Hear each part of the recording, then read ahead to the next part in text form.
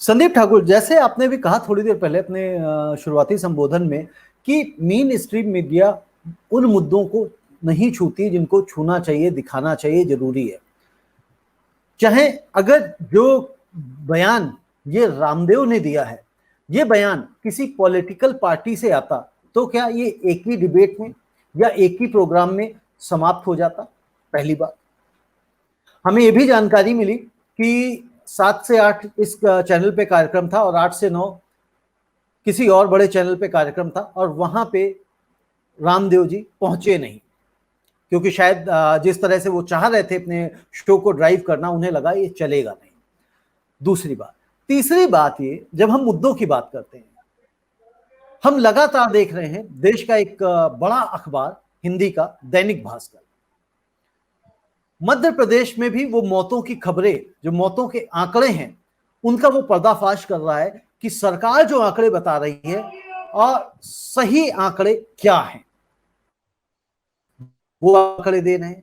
दूसरा, गुजरात में लाखों की तादाद में जो आंकड़े दिए, उनका विश्लेषण, उन आंकड़ों के ऊपर, या गंगा में जिस तरह की लाशें बहाई जा रही हैं, या गंगा के किनारे रेती में जिस तरह से उन डेड बॉडीज को दफनाया गया है। और आज एक वीडियो मेरे पास आया कि जिसमें ऊपर का जो कपड़ा था, जो एक भगवा कपड़ा हम लोग इस्तेमाल करते हैं हिंदू धर्म में, चादर, शॉल, जो भी आप कह लें उसको उड़ाने के लिए, उसको निकाला जा रहा था, रिमूव किया जा रहा था। ऐसा वीडियो में एक बैकग्राउंड से आ रहा था कि किसी का इंस्पेक्शन होने वाला है, कुछ लोग आने वाले हैं, क्योंकि फोटो भी आप दूर से लें या वीडियो भी दें, अगर वो भगवा कपड़ा रेती में है, भगवा शॉल है, तो साफ साफ पता लगता है कि यहाँ पे कितनी डेथ बॉडीज है।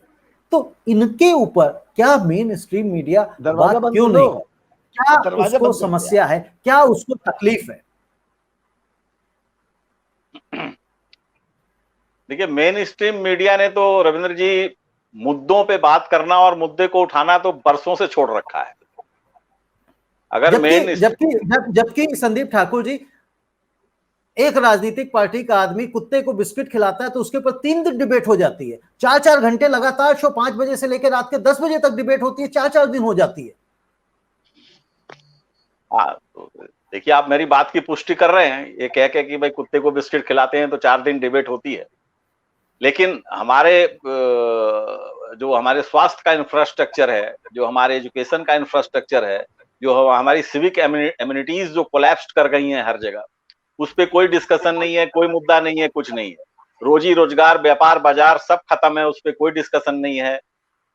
लोगों के पास नौकरियां नहीं है, लोगों के पास पैसे नहीं है। जिस तरह से लॉकडाउन लगा है उसमें लोग हताश हैं, परेशान हैं, बेबस हैं, उस पर कोई डिस्कशन नहीं है। लाखों मजदूर पैदल जा रहे थे, मीडिया ने उसको पूरी तरीके से सप्रेस करने की कोशिश की, लेकिन वो घटना इतनी बड़ी थी कि उसको नहीं दबा पाए। पहले एक चैनल ने दिखाया थोड़ा बहुत, उसके बाद दूसरे चैनल को दिखाने की मजबूरी हो गई, क्योंकि वो घटना इतनी बड़ी थी।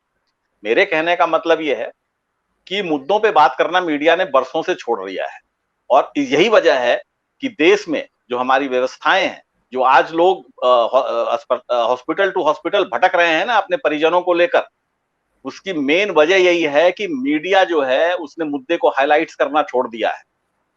अगर मीडिया मुद्दों को उठाता रहता है तो सिस्टम चुस्त दुरुस्त रहता है, अधिकारियों पे दबाव रहता है, नेताओं पे भी दबाव रहता है कि अगर हमने नहीं किया तो मीडिया इसको दिखा देगा। लेकिन 2014 के बाद, होता तो ये पहले भी था, लेकिन इतनी बेशर्मी और इतनी बेहयाई से नहीं होता था कि ट्विटर जो है किसी को मैनिपुलेटेड मीडिया कहे तो उस पे जो है आप ट्विटर के दफ्तर पे छापा डलवा दें। अब तो ये बेहयाई की हद ही है, और ये एक मैसेज देने का प्रयास भी है कि भाई अगर आपको रहना है तो आप हमारी भाषा बोलो, नहीं तो भाई हम आपको नहीं रहने देंगे ढंग से। इसीलिए आप देखिए कि मीडिया हाउसेस जो हैं वो चाह के भी, मैं तो मीडिया में 35 साल हो गए मुझे मेन स्ट्रीम मीडिया में काम करते हुए, और कई बड़े चैनलों में और बड़े अखबारों में मैंने काम किया और आज भी कर रहा हूं।